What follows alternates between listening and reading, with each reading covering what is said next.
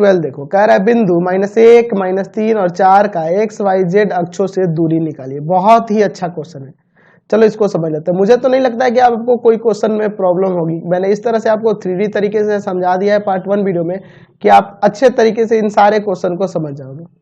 ये x है, ये y है और ये z है। मान लेते हैं यह बिंदु यहाँ दिया है -1, -3, 4। इस बिंदु को नाम मान लेते हैं P।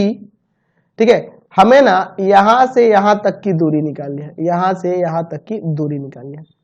अब थोड़ा सा समझ लो, हम लोग क्या करते हैं कि इस पे लंब खींचते हैं XY तल पर, XY तल पर एक लंब खींचते हैं और इस बिंदु से इसको मिलाते हैं। समझ गए ना? तो XY तल पर यह लंब खींच रहे हैं, यहाँ का नियामक मान लेते हैं A और यहाँ का नियामक मान लेते हैं B। हमें PB का पहले वैल्यू निकालना है। पहले हम लोग x अक्ष से इस बिंदु की दूरी निकाल लेते हैं। समझिए, तो इस PA की लंबाई की बात करें तो वह PA की लंबाई Z के नियामक के बराबर होगा। ठीक है ना? इस समतल पर यहाँ से लंब खींचेंगे तो किसके बराबर होगा? Z के नियामक के, यानी कि ये 4 हो जाएगा। अच्छा, यह किसके बराबर होगा? तो ये y के नियामक के बराबर होगा। तो y का नियामक यहाँ पे -3 है, यानी कि 3 यहाँ ले लेंगे। तो अब आसानी से आप PB निकाल सकते हो। तो PB क्या है यहाँ? तो PB है x अक्ष से दूरी, x अक्ष से दूरी हम लोग निकाल रहे हैं इस बिंदु की। तो x अक्ष से दूरी PB क्या हो जाएगा? रूट अंडर क्या हो जाएगा? PA का स्क्वायर और प्लस में AB का स्क्वायर। ये ना होगा इतना का स्क्वायर प्लस इतना का स्क्वायर, 4 का स्क्वायर प्लस में 3 का स्क्वायर।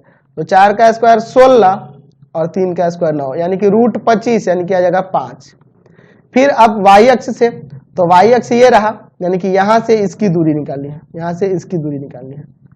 तो यहां से यहां तक की दूरी निकालनी है, y अक्ष की दूरी निकालनी है। तो अब क्या करेंगे आप? y अक्ष से दूरी, तो सिमिलरली मैं ऐसे ही बता दे रहा हूं आपको, y अक्ष से दूरी, तो y अक्ष से दूरी हो जाएगा रूट अंडर x का स्क्वायर और प्लस z का स्क्वायर, x का स्क्वायर प्लस z का स्क्वायर, यानी -1 का स्क्वायर और प्लस में 4 का स्क्वायर। डायरेक्ट आप समझ लो। आप एक ट्रिक याद रखो कि y अक्ष से किसी बिंदु की दूरी कहेगा तो √x² प्लस z², यानी 1 प्लस 16 √17 आ जाएगा। ठीक है, आप इस तरह दर्शा के भी निकाल सकते थे, डायरेक्ट भी। अगर x अक्ष से दूरी निकालनी है किसी बिंदु की तो आपको पता है वहां क्या करना है कि √y का नियामक का स्क्वायर और प्लस z के नियामक का स्क्वायर।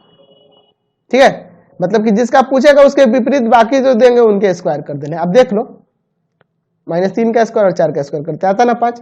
अच्छा, वैसे ही z अक्ष से दूरी, z अक्ष से दूरी तो हो जाता है √x का स्क्वायर प्लस y का स्क्वायर, यानी कि हो जाएगा -1 का स्क्वायर और प्लस में -9 का स्क्वायर, सॉरी -3 का स्क्वायर। समझ गया ना? तो √10 आ जाता, तो यह आ गया √10। तो आप ये डायरेक्ट फॉर्मूला ही याद रखना।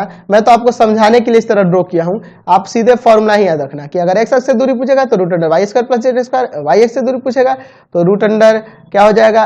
x² plus z²। ठीक है, और z अक्ष से पूछेगा तो √x² प्लस y²।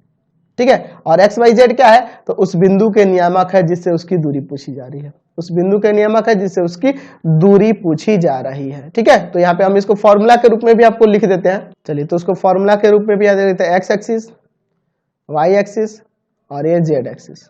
ठीक है, x एक्सिस, y एक्सिस और ये z एक्सिस। ठीक है, अब कोई बिंदु है PXYZ, तो इस बिंदु की दूरी कहेगा x अक्ष से दूरी, तो x अक्ष से दूरी इसकी क्या हो जाएगी? तो हो जाएगा √y का स्क्वायर प्लस z का स्क्वायर। y अक्ष से दूरी तो क्या हो जाएगा? √x का स्क्वायर प्लस z का स्क्वायर। z अक्ष से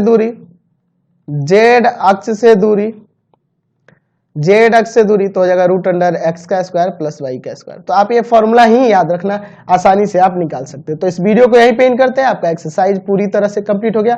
प्लीज चैनल को सब्सक्राइब करेंगे और इससे रिलेटेड लिंक के लिए नीचे डिस्क्रिप्शन में जाएंगे और वीडियो को शेयर करेंगे, लाइक करेंगे, कमेंट करेंगे। Thanks for watching the video.